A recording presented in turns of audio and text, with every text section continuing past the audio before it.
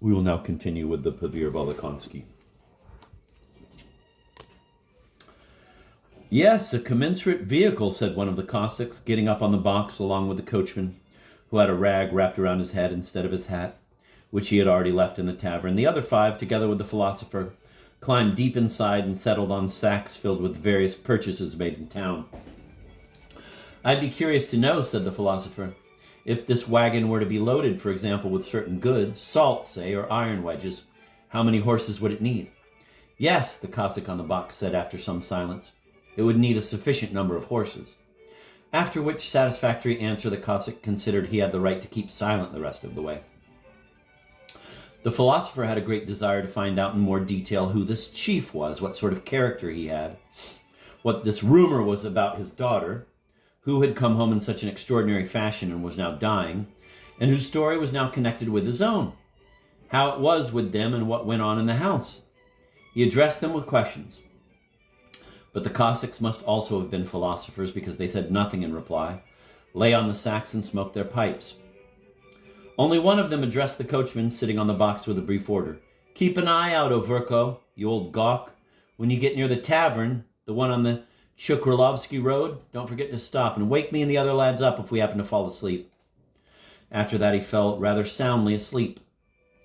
However, these admonitions were quite superfluous, because as soon as the gigantic wagon approached the tavern on the Chukrilovsky Road, everybody shouted with one voice, "Stop!" Besides, Overko's horses were already so used to it that they themselves stopped in front of every tavern. Despite the hot July day, everybody got out of the wagon and went into the low, dingy room where the Jew tavern keeper rushed with signs of joy to welcome his old acquaintances. Under his coat skirts, the Jew brought several pork sausages, and having placed them on the table, immediately turned away from this Talmud forbidden fruit. They all settled around the table. A clay mug appeared in front of each guest. The philosopher Koma had to take part in the general feasting, and since people in Little Russia, once they get a bit merry, are sure to start kissing each other or weeping, the whole place was soon filled with kissing. Well now, Spirit, give us a smack. Come here, Dorosh, till I embrace you. One Cossack, who was a bit older than the others, with a gray mustache, rested his cheek on his hand and began sobbing his heart out over his having no father or mother and being left all alone in the world. Another was a great reasoner and kept comforting him, saying, "Don't cry, by God, don't cry. What's this now? God, he knows how and what it is." The one named Dorosh became extremely inquisitive, and addressing himself to the philosopher Koma, kept asking him, "I like to know what they teach you at the seminary. The same as what the deacon reads in church, or something else?" "Don't ask," drawled the reasoner. "Let it all be as it has been. God, he knows how it should be. God knows everything." "No," Dorosh went on. "I want to know what's written in those books, maybe something completely different from the deacons." My God," the esteemed mentor said to that. "What on earth are you talking about? God's will decided it so. It's all as God gave it. They can't go changing it. I want to know all what's written there. I'll go to the seminary. By God, I will. What do you think, that I can't learn? I'll learn all of it, all of it." "Oh, my Goddy God," the comforter said, and lowered his head to the table, because he was quite unable to hold it up on his shoulders any longer. The other Cossacks talked about landowners and why the moon shines in the sky. The philosopher Koma, seeing such a disposition of minds, decided to take advantage of it and slip away. First he addressed the gray-haired Cossack who was grieving over his father and mother. "What's there to cry about, uncle?" he said. "I'm an orphan myself. Let me go free, lads. What do you need me for?" "Let's set him free," some replied. "He's an orphan. Let him go where he likes." "Oh, my Goddy God," the comforter said, raising his head. "Free him. Let him go." And the Cossacks were going to take him to the open fields themselves, but the one who showed his curiosity stopped them, saying, "Hands off. I want to talk to him about the seminary. I'm going to the seminary myself." Anyhow, this escape could hardly have been accomplished, because when the philosopher decided to get up from the table, his legs turned as if to wood, and he began to see so many doors in the room that it was unlikely he could have found the real one. Only in the evening did this company all remember that they had to be on their way. Scrambling into the wagon, they drove off, urging their horses on and singing a song. the words and meaning of which could hardly be made out. After spending the better half of the night rambling about, constantly losing the way which they knew by heart, they finally descended a steep hill into a valley, and the philosopher noticed a palisade or wattle fence stretching along the sides, low trees and roofs peeking from behind them. This was the big settlement belonging to the chief. It was long past midnight. The sky was dark, and small stars flashed here and there. There was no light in any of the huts. Accompanied by the barking of a dog, they drove into the yard. On both sides, thatch-roofed sheds and cottages could be seen. One of them, in the middle, directly facing the gates, was bigger than the rest and seemed to be the owner's dwelling. The wagon stopped before something like a small shed, and our travelers went to sleep. The philosopher, however, wanted to look the master's mansion over a little. But however wide he opened his eyes, he could see nothing clearly. Instead of the house, he saw a bear. The chimney turned into a rector. The philosopher waved his hand and went to sleep.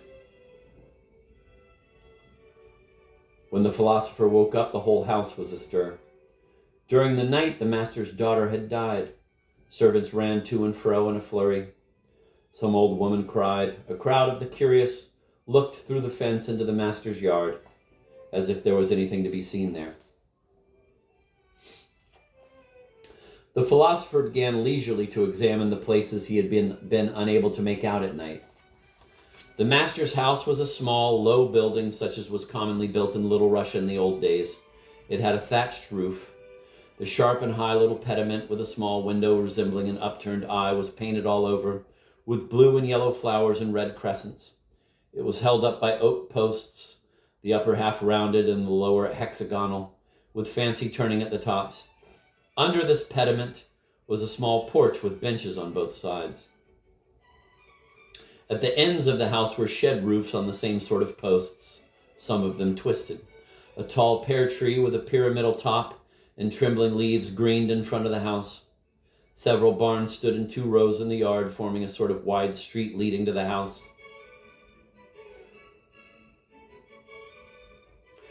Beyond the barns, toward the gates, the triangles of 2 cellars stood facing each other, also roofed with thatch.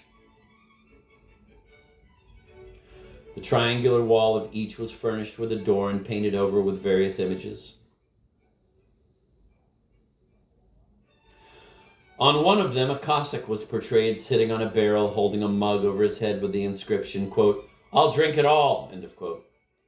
On the other, a flask, bottles, and around them, for the beauty of it, an upside-down horse, a pipe, tambourines, and the inscription, quote, "Drink, the Cossack's delight," end of quote. From the loft of one of the barns, through an enormous dormer window, peeked a drum and some brass trumpets. By the gate stood 2 cannon. Everything showed that the master of the house liked to make merry and that the yard often resounded with the noise of feasting. Outside the gates were 2 windmills. Behind the house ran the gardens, and through the treetops one could see only the dark caps of chimneys hiding in the green mass of cottages. The entire settlement was situated on a wide and level mountain ledge. To the north, everything was screened off by a steep mountain, the foot of which came right down to the yard. Looked at from below, it seemed steeper still, and on its high top, the irregular stems of skimpy weeds stuck out here and there, black against the bright sky. Its bare and clayey appearance evoked a certain despondency. It was all furrowed with gullies and grooves left by rain. In 2 places, cottages were stuck to its steep slope. Over one of them, an apple tree, propped by small stakes and a mound of dirt at its roots, spread its branches broadly. Wind-fallen apples rolled right down into the master's yard. From the top, a road wound down all over the mountain, and in its descent went past the yard into the settlement.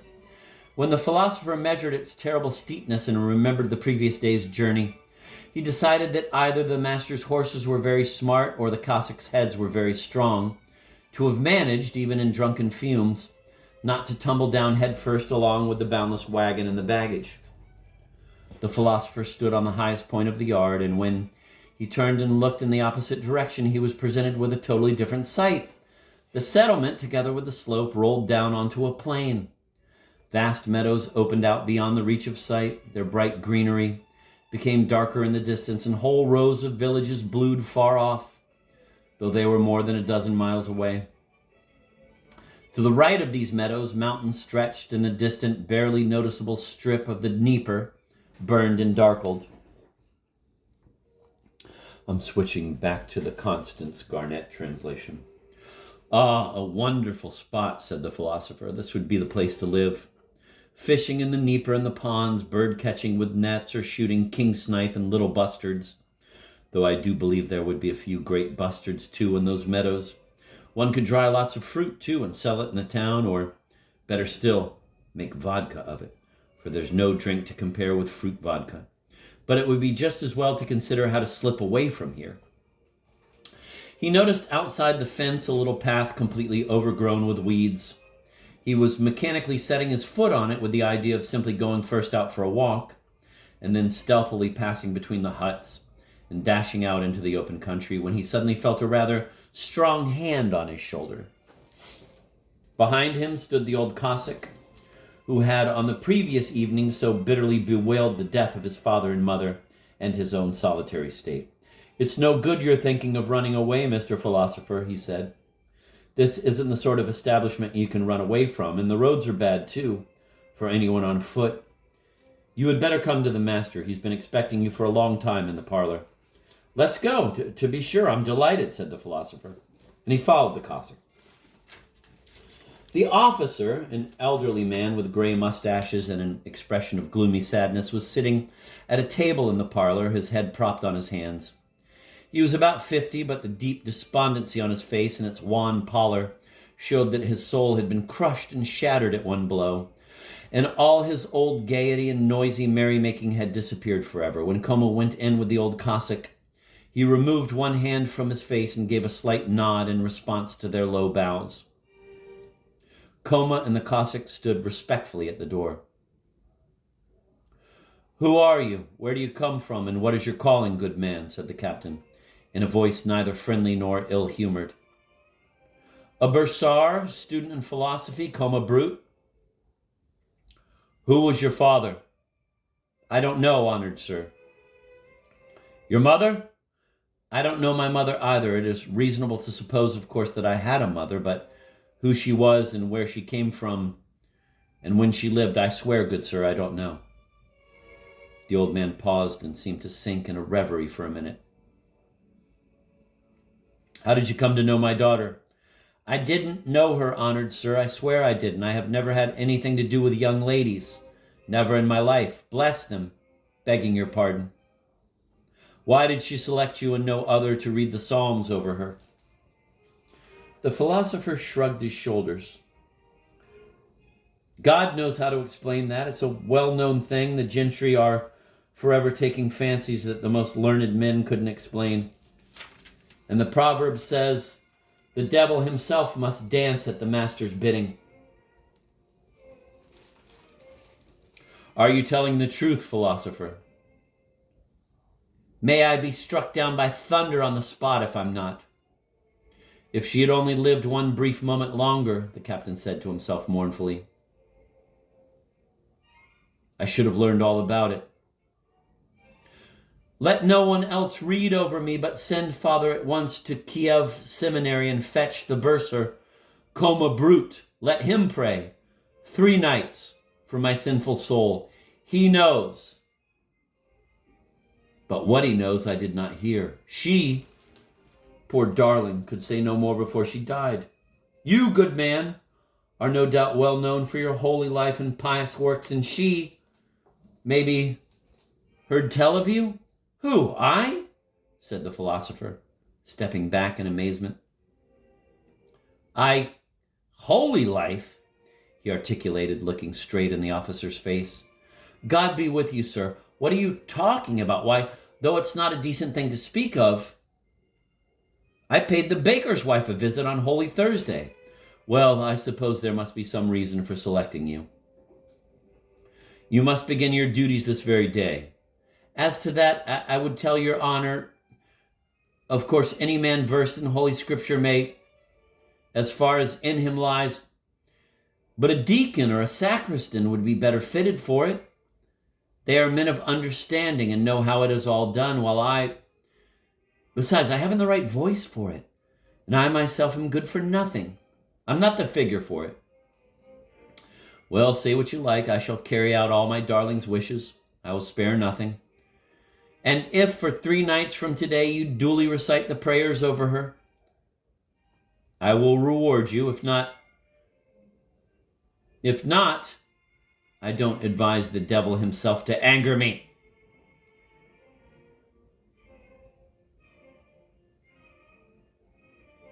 The last words were uttered by the captain so vigorously that the philosopher fully grasped their significance. Follow me, said the captain.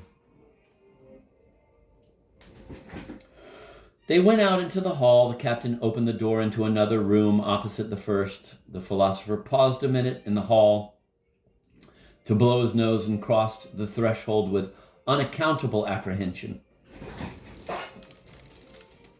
The whole floor was covered with red cotton material.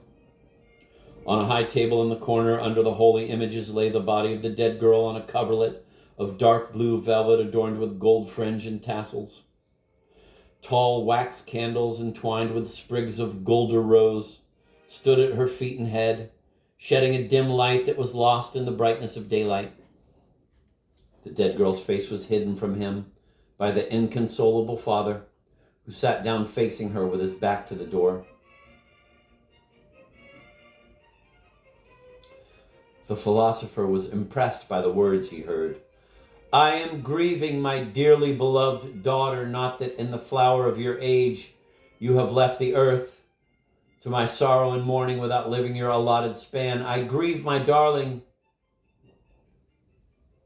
that I know not him, my bitter foe, who was the cause of your death. And if I knew the man who could but dream of hurting you, or even saying anything unkind of you, I swear to God he should not see his children again, if he be as old as I, nor his father and mother, if he be of that time of life, and his body should be cast out to be devoured by the birds and beasts of the steppe.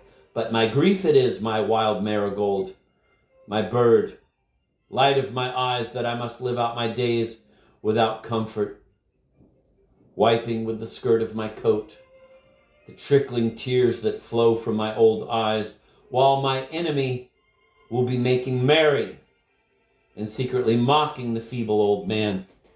He came to a standstill due to an outburst of sorrow which found vent in a flood of tears. The philosopher was touched by such inconsolable sadness. He coughed, uttering a hollow sound in the effort to clear his throat. The captain turned around and pointed him to a place at the dead girl's head before a small lectern with books on it. I shall get through 3 nights somehow, thought the philosopher, and the old man will stuff both my pockets with gold pieces for it. He drew near and, clearing his throat once more, began reading. Paying no attention to anything else and not venturing to glance at the face of the dead girl, a profound stillness reigned in the room. He noticed that the captain had withdrawn. Slowly he turned his head to look at the dead, and a shudder ran through his veins.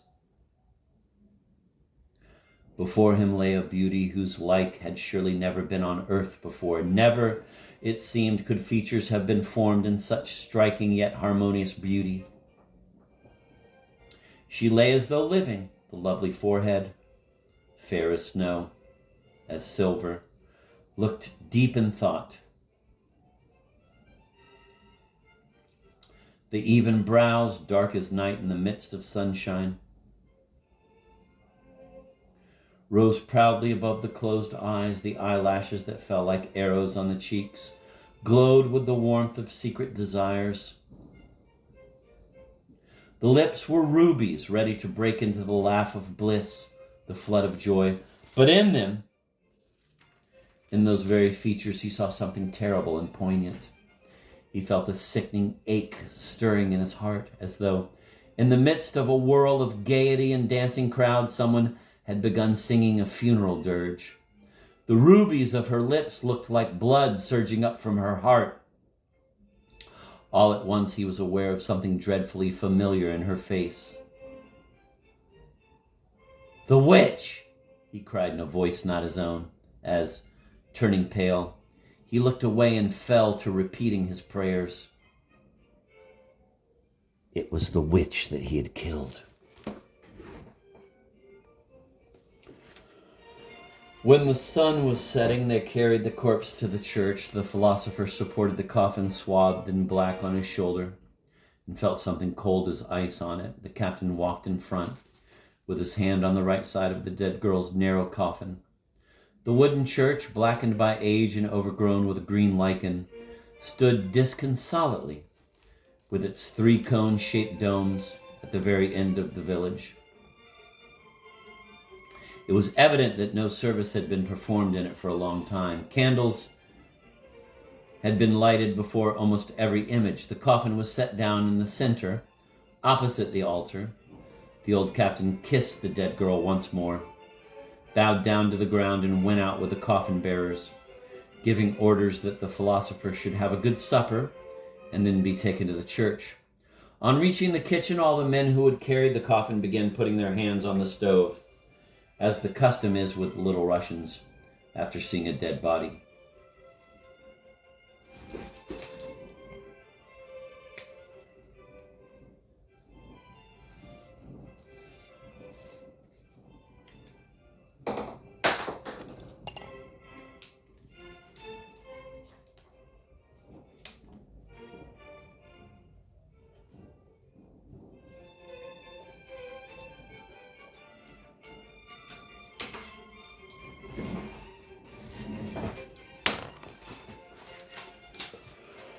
On reaching the kitchen, all the men who had carried the coffin began putting their hands on the stove, as the custom is with Little Russians after seeing a dead body.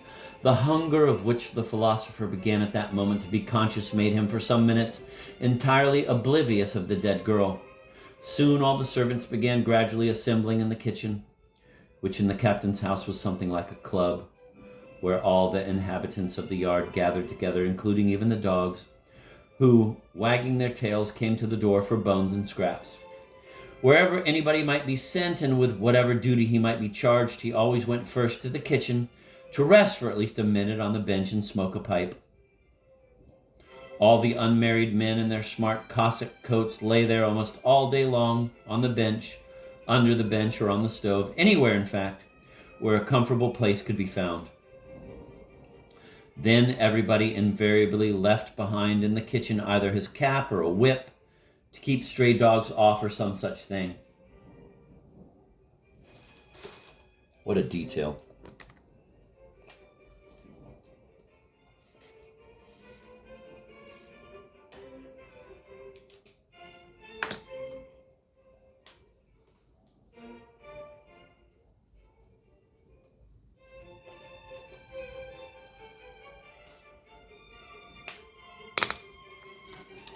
Then everybody invariably left behind in the kitchen either his cap or a whip to keep stray dogs off or some such thing.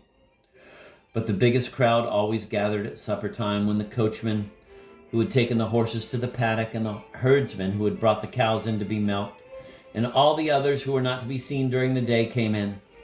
At supper, even the most taciturn tongues were moved to loquacity. It was then that all the news was discussed: who had got himself new trousers, and what was hidden in the bowels of the earth, and who had seen a wolf. There were witty talkers among them. Indeed, there is no lack of them anywhere among the Little Russians.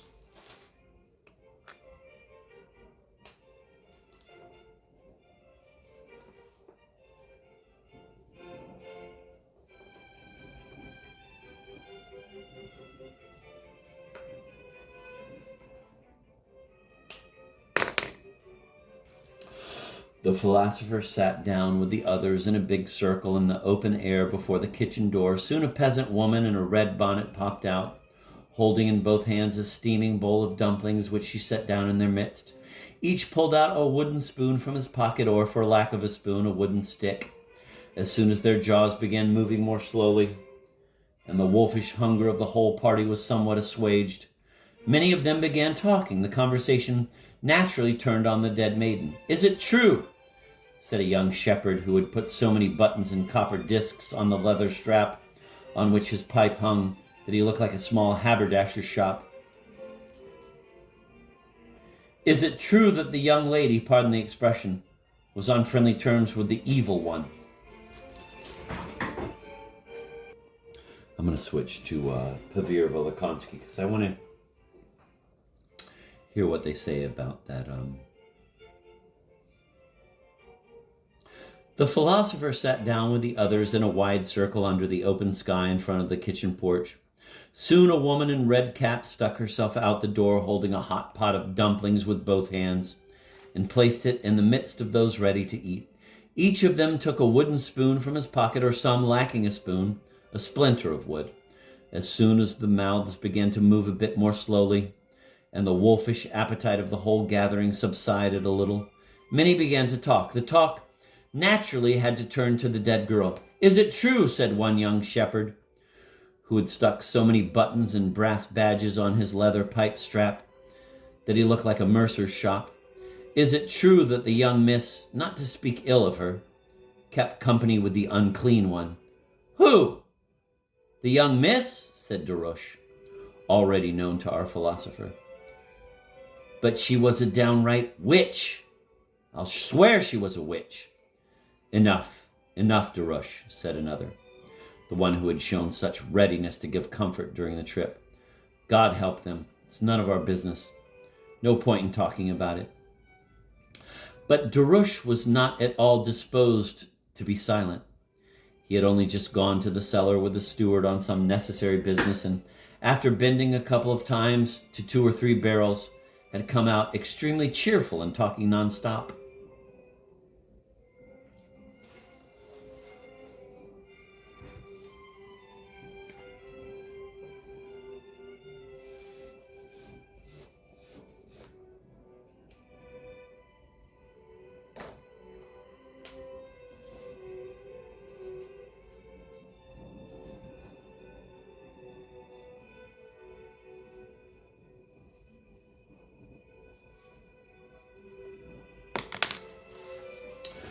But Darush was not at all disposed to be silent. He had only just gone to the cellar with the steward on some necessary business, and after bending a couple times to 2 or 3 barrels, had come out extremely cheerful and talking nonstop. "What do you want? For me to keep quiet?" he said. "But she rode on me myself. By God, she did." "And what, uncle?" said the young shepherd with the buttons. "Are there some tokens you can tell a witch by?" "No," answered Darush. "There's no way to tell. Read through all the psalters. You still won't be able to tell." "You can too, Darush. Don't say that," said the same comforter. "Not for nothing did God give everybody a special trait. People who've got some learning say witches have little tails." "When a woman's old, she's a witch," the gray-haired Cossack said coolly. "Ah, you're a good lot, too," picked up the woman, who was just then pouring fresh dumplings into the emptied pot. "Real fat boars."